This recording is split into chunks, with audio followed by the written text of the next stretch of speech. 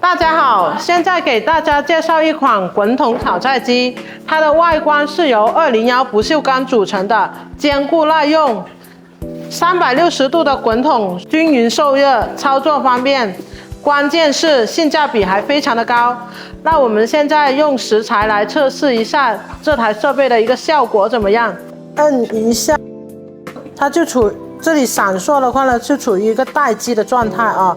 然后我们要启动的话呢，就先摁一下这个功能键，这里摁一下它，然后它显示 A4P5 的时候呢，就是可以进行一个调节一个转，再摁一下这里呢，就可以进行一个调节这个转速了。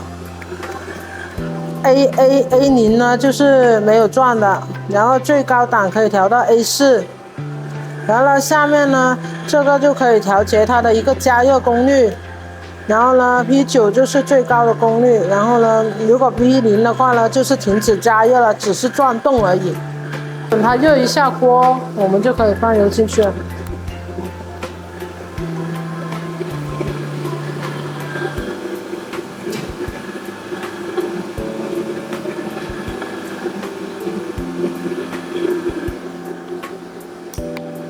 那我们呢，现在听到那个油的声音的话呢，我们就可以放青菜进去了。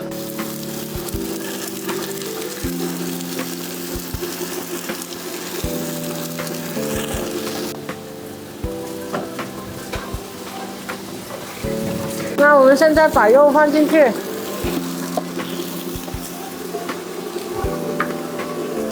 那我们呢，现在已经结束，那个菜已经熟了啊。然后呢，我们把这个黑色的手柄拉起来，然后呢，就可以滚筒就往下，就可以把那个菜给倒出来了。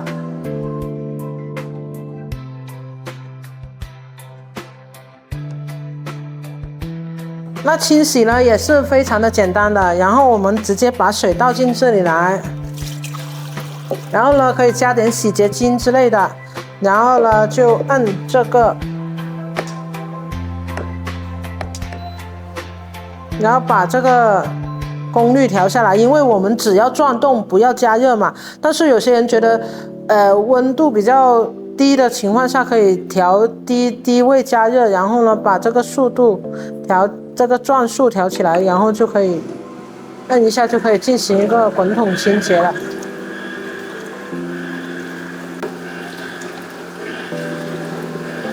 清洗完之后呢，直接把它倒出来就可以了。